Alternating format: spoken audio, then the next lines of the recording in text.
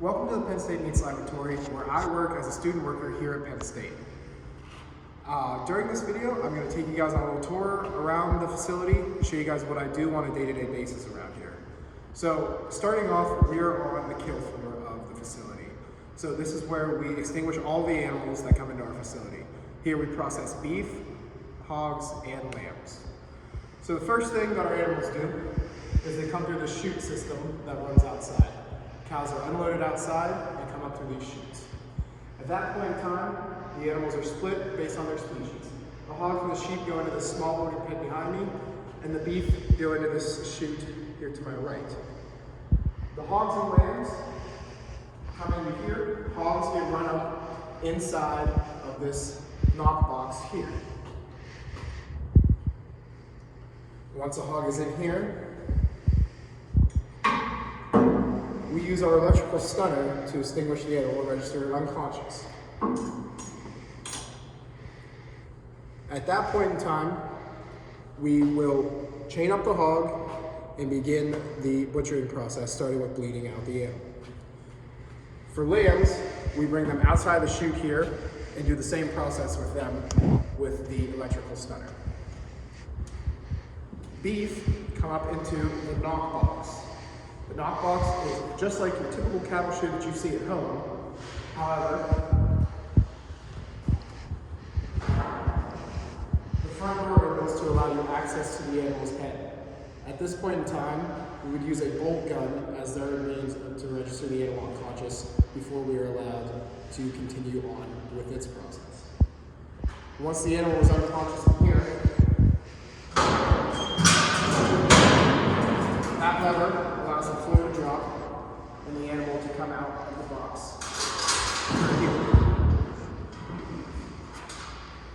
Once the cow, steer, or heifer is on the floor, we can then use chains and our hoist systems in the meats laboratory to get them up to the ramp. Once the beef is bled out, hanging from the ceiling, we then lower it back down onto this cart. This cart, we lay the animal down on its back, which allows us to skin out the animal with a lot of ease. Once we are done skinning the animal, we will roll the cart back here to this part of the rail here. We will then use our hoist to raise the animal up onto the rail and attach it to hooks that will be on the rail. Once the animal is on the rail and the hide is off of it, we can use our splitting saw, which is on a weighted pulley, to reach the top of the animal and saw the animal in half to create the two sides of beef that you would see hanging in a cooler.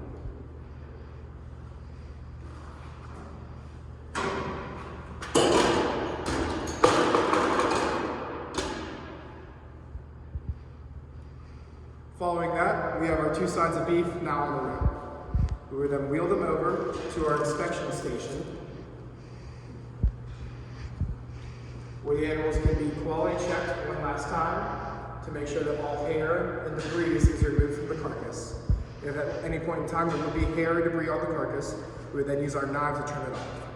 We do not want to use water or a method of scraping off the material, because then that is just spreading around the bacteria that could be on that debris around the carcass even more. Once the animal has been trimmed, we will roll it onto our scale here, get a weight, and record it in a book here at our inspection station. Lambs follow a very similar operation to our beef, so I'm not going to go into too much more detail on that, but we will take a further look at hogs. Once our hogs are chained up and on the rail, we will then bring them over to our scalder. Our scalder is an extremely heated water bath that has paddles inside of it that spin around.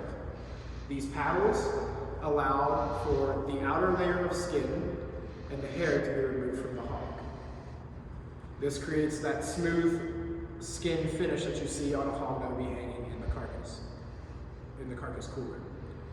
Once the hog is out of the scalder, then raise it up, bring it over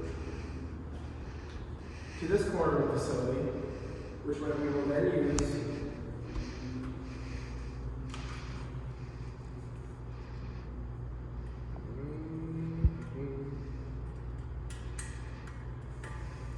will then use natural gas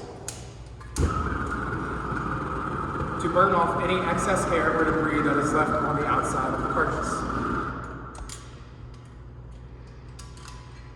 Following that,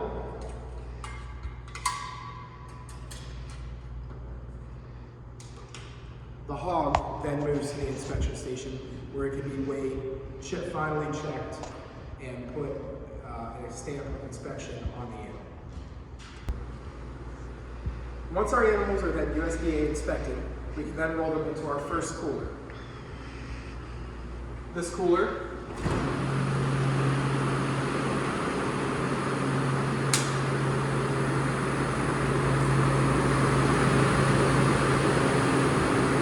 is known as the hot box. The hot box is where all of the carcasses go while they are still warm to be able to start their initial chilling process. What you don't want to do, and why we have two separate coolers for our carcasses, is put a hot carcass in the same room with a cold carcass. Because the hot carcass has a lot of moisture and heat coming off of it that could create condensation and ruin the aging process of the other carcass hanging in the cooler with it that would have already been chilled. Our carcasses are then moved from the hot box through this door, which connects to our main cooler. Our main cooler holds the carcasses while they age. As you can see, we have three sides of beef hanging in this cooler and 2 lambs. The beef will age for at least 2 weeks before we process them. The lambs can be processed 48 hours following their kill. From the cooler, we can then use our rail system to bring the carcasses out into our cutting room. The rails run the whole way from the cooler to anywhere in this room. We will roll the carcasses up to here and begin breaking down the carcasses. Our vertical saw can be used to slice through any meat that contains bone, or any frozen product that we need broken down into smaller pieces as well. This is simply operated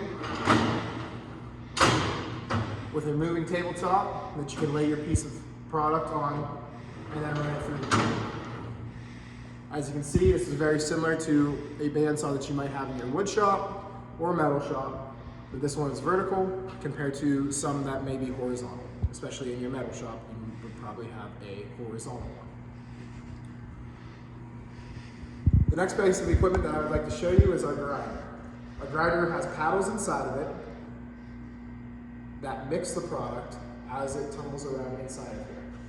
At the bottom, there's an opening which feeds the meat through this auger,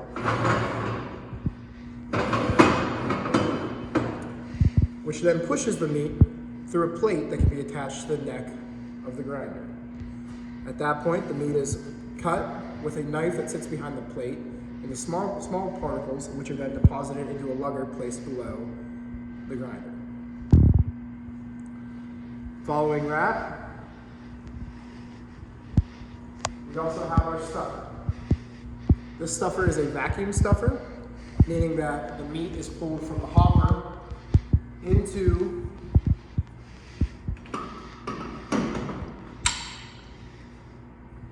this chamber here, which can have any size cone attached to it. Your different cones can be used to make a smaller product like a snack stick, a medium-sized product like a hot dog, or to use this stuffer to fill bulk packages of ground products like ground beef, ground pork, or bulk sausage. This is operated by a knee switch and a computer system which controls the amount of output that this machine puts, the amount of meat that this machine outputs at one time. I'd also like to talk about 3 different types of knives that we have here. Our first one is our boating knife. This is used for most of our daily operation. This is used for pretty much all of our time spent in this room. This can be used to bone out products, slice products into smaller particles like making stew meat, or cutting roast off of bone. This is a skinning knife. This is used to remove hide from the carcass. And this is a steak knife. This is used to slice large diameter steaks or whole muscle products into the retail cuts that you would see in a store. Taking a ribeye steak from a whole rib loin of a cow, using this knife to cut the steaks. That way you have one solid motion and one length of blade that can reach the entire product instead of sawing through this meat and possibly leaving marks in the muscle of the product. This is a steel. This is used to remove any burrs from the blade of the knife. Burrs are what happens when a knife is used, and it will actually get little metal shards along the edge of it, which make it dull. If you get too many of those burrs on there, your knife will not cut as well as what it would. So we use a steel. This is actually a two-sided steel. So we have a grooved side and a smooth side right there. Starting on the grooved side, you run your knife along the steel about a 30-degree angle to allow the knife to have any burrs removed from it. Following using the groove side, do the same with the smooth side to remove any finer burrs that may still be on the steel. A knife can be sharpened in one of two ways. Either using an electric sharpener, which grinds down the metal on the knife by running it through these wheels as they turn. You can also use a wet oil stone. This oil stone has 3 stones on it that all have different coarsenesses. We're going to start with the fine coarseness because our knives here are already decently sharpened down. So we don't want to grind away more material of our knives than what we already have to make them have a longer lifetime. Using oil stone, make sure that you have plenty of oil on the stone. Holding your knife again at about a 30-degree angle, you drag it across the stone, making sure you cover the entire blade, and then alternate sides.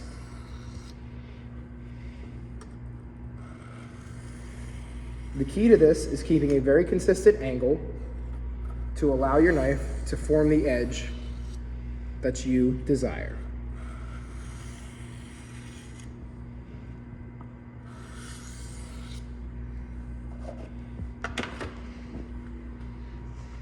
Now that we have used the oil stone, we want to make sure that we wipe all the oil off of our knife and make sure that we clean our knife with soap and water to remove any fine metal shards that may be on the knife from this process.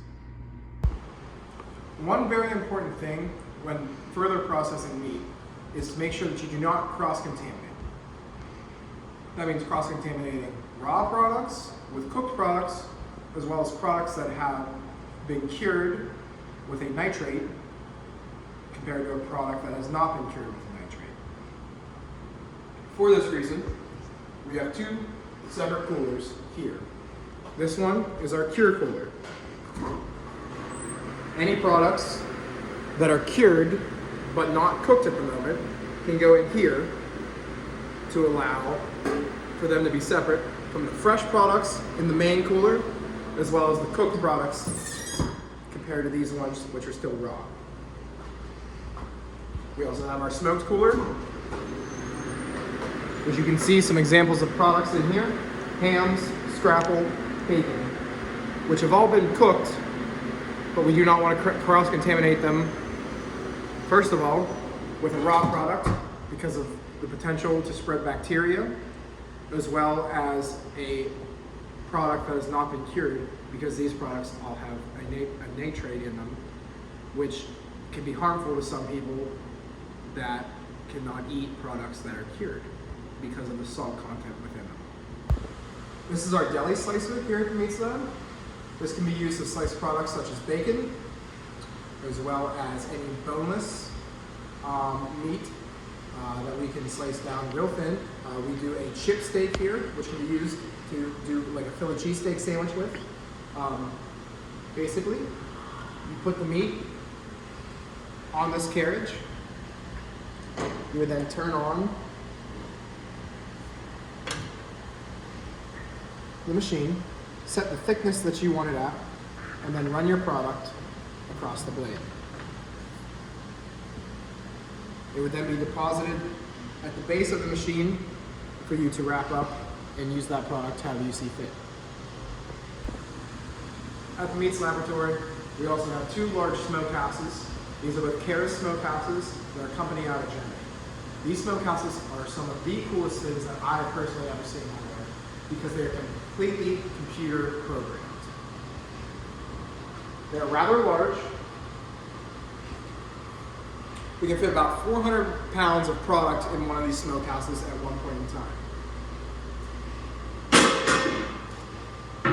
These ramps allow a cart to be rolled, that is loaded with the product, to be rolled in to the smokehouse before we start the operation. Also, since these are completely computer operated, they're controlled by temperature using a probe. Once the meat product is in here, you would insert this probe into the product, which allows the computer to register at what point in the process it needs to be. Once we have a program uploaded to the unit itself, it then shows up on our list of products here. Just for an example, we're going to click on ham and look at that product. As you can see, we start with a dry down process, followed by smokes. It then goes into a cooked process, which is all set based on the temperature of the product using the probe. Following its cook process, it is then cooled down with a water shower run through the unit. At that point, the product has been cooled down. It can then be brought out of the smokehouse to cool to room temperature before pushing it to the smoked meats cooler. The problem is you don't want to bring down the temperature of the product too quickly, or else the casing could split or you get an odd color on the product. Once we have our products cooked and ready for packaging, we have 2 vac pack units here at the Meats Lab facility. We can then put those products into a cryovac bag, which can then be set on here. The machine can be started, lifted, and placed on. This then creates a vacuum chamber inside of the package to suck out all of the air from the package. Once the air has reached a certain pressure inside of this chamber, a heat seal is then placed on the outside of the bag before bringing it back to the normal atmospheric pressure. It will then raise, and we have a sealed product ready to have a label put on it and be sold to our customers on a Friday afternoon. This is our retail sale area of the Meats Laboratory. This is where we host a sale every Friday to sell the products that we process during the week. Our customers enter that door up there, and these cases are on wheels to roll them across to make a storefront. Our cases are then loaded with all the products that we make throughout the week, as well as these 2 units back here. Our customers then can come in, purchase products, which will be weighed on our scale, printed out with a label with our inspection sticker on it as well, wrapped up, and sold to the consumer. I really hope you guys enjoyed this short tour of the facility that I've worked in for the past 2 years here at Penn State. I've really enjoyed my time here, and I can't wait to share my passion for this industry with you guys.